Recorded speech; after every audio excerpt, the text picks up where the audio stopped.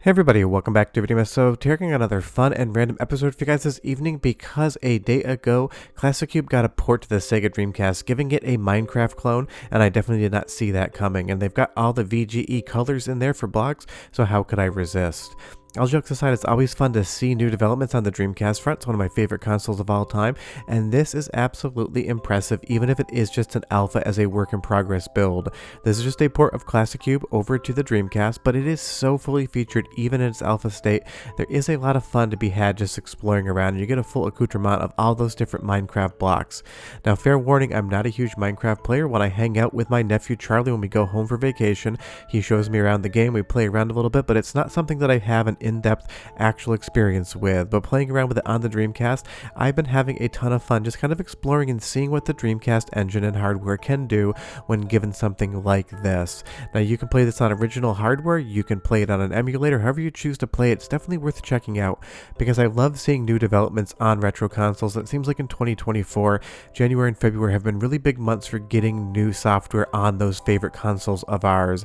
And just taking a look around, the number one thing I'm most impressed by so far is just how stable of a frame rate this has as an alpha version. You'll see in the top left hand corner we have a frame rate counter, and it hovers between 50 to 60 frames per second, sometimes dipping into the mid 40s when you use some TNT to blow something up. But that is highly impressive for how much is being managed at once. It's not the biggest Minecraft world for sure. I'm sure if they made it any larger it would definitely lag, but I am impressed at the start here to even see frame rates that seem not only playable but close to 60 frames per second. And I just love when we get new things like this. And you're going to see here you can generate new levels, you have a ton of different options to go through, different weather effects. There's a lot of meat here on the bone as far as this is concerned, and that is always awesome to see. It's so much fun when these things kind of happen. The Dreamcast still has a lot of life in it, and getting something like this shows that fans are still out there giving us new options. Some of them definitely aren't going to work. You're going to see that there's a missing file or directory here, so hopefully those do come in the future, but you do have bitmaps as well. That doesn't seem to affect the frame rate all that much unless you're turning it on or off randomly at times. But again, I just love stuff like this. The Dreamcast is one of my favorite consoles of that generation, and just being able to see new experiences for is always so much fun. I love that fans decide upon themselves to take these projects on and give you something new to play around with. And you'll see here, as far as the environment settings are concerned, we can go and change the weather, different colors. We're going to make it snowy because you can have those options in ClassiCube on Dreamcast and kind of craft the experience you want to have. Now, this is definitely the type of game and genre that's a take it or leave it sort of thing. There's people out there that dedicate their entire gaming time to playing something like Minecraft, and there's people that have probably never come close to playing it before. But now that it is available in this port on Dreamcast, hopefully more people actually decide to check it out because there's so much you can actually do with it even in the alpha state. And it really makes me curious as to what they're going to add in the future as far as options and features are concerned, because I do hope this still sees active development, not just from a curiosity standpoint of what can run on the Dreamcast, but it would be awesome just to get new versions of this game. But tell me down below, do you play Minecraft? I would be curious. I'm not sure who in my audience actually gravitates towards that. Maybe you play it with your kids, maybe you play it in your own spare time, because I'm really curious what the fan overlap between Dreamcast and Minecraft truly is. But again, it's just awesome when we get these type of things. I'm always advocating for new experiences on old hardware because the Dreamcast, even if it's been dead for over 2 decades, still has a lot of life left in the hardware. We're always seeing what people can push out of it in the modern age with modern tool sets as well. Developers today have so many more resources at their disposal than developers did back in the day when they were making retail Dreamcast games. There's new SDKs, new tool sets, and a ton of other features to allow people to use the Dreamcast hardware in ways developers probably only wish they could back in the day. And that's why it's great when old hardware gets new life. It's not just that people decide to try to get things running on it, it's that they actually invent and develop new ways to make the hardware do things that probably weren't possible back in the day, because the Dreamcast did not live a full console life cycle. It was definitely killed early, and there's probably a lot of horsepower left on that silicon that no one's ever actually tapped before, because usually it's like year 5 or year 6 of a console's lifespan where you see developers getting every last ounce of performance they can out of the hardware on board, and we just really didn't get that on Dreamcast. So it's kind of fans and fan developers that are left poking at the hardware to see exactly what they can make it do. And as we get into this cavern here, it's just such a fun look on Dreamcast. Obviously, this game looks pretty similar no matter where you go, but I think the overall cube nature, all of the textures really do lend themselves well to Dreamcast hardware. And again, if you want to play this on real hardware, emulate it, you definitely should check it out. I tested this on Flycast and it worked perfectly, and that is how I'm capturing it here. That way, if you don't have an ODE in your Dreamcast, you can kind of just decide to play it this way. But again, it's just fun to see the world of Minecraft in Dreamcast, and I really hope in 2024 we get a lot more new Dreamcast experiences. And leave me a comment down below and tell me what the one thing you'd love to see come to Dreamcast in 2024 is.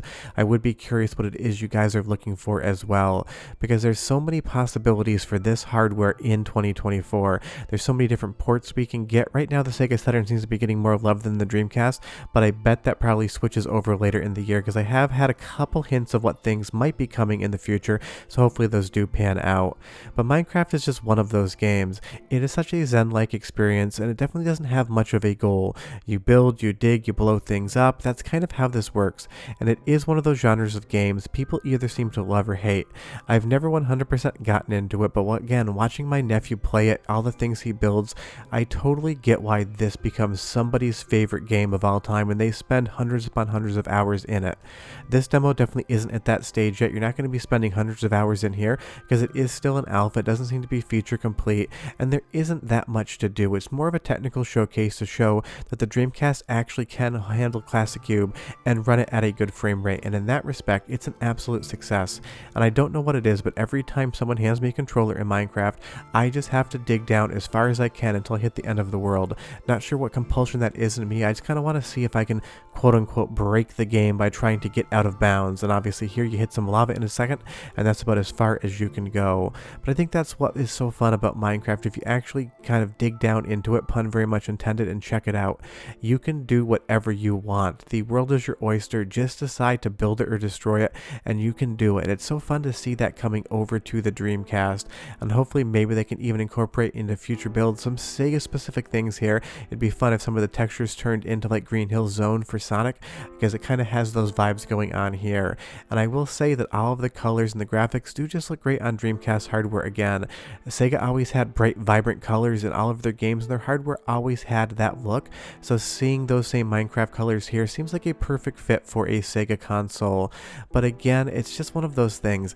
I love new developments in retro gaming. A lot of my videos are based on games that have been finished for 20, 30, 35 years.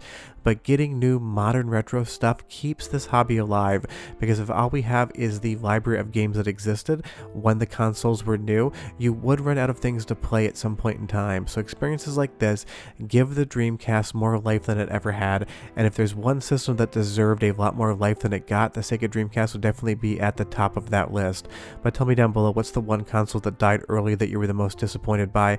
I'm assuming most people are going to say Dreamcast, but we'll have to wait and see. And just so you know, the music underneath this video footage is not in the game. This played mute for me, and it doesn't seem like there's any music in this version of ClassiCube at all for Dreamcast. So if you're playing and you're hearing nothing, that just seems to be how it worked, at least on my end. But if you got sound out of it somehow, leave me a comment down below and tell me how you did it. I would be curious, but I'm assuming from what I've seen of other people talking about this game, it just plays mute.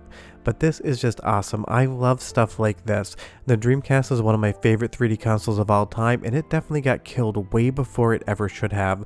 But I get it, Sega was running out of money, they pulled the plug early and became a third-party publisher, which seems like something Microsoft might be doing very soon if you believe the news, which in and of itself is a bummer. I love hardware, I love competition, I love seeing different companies compete with each other to make the best hardware and the best games, and for a moment in time that was Dreamcast. But if you want to check out ClassiCube today, I will leave a link in the download below, but short of that, it's awesome. It's so much fun to see, and you should definitely check it out. But I'll see you guys next time. Enjoy the snow. Bye bye.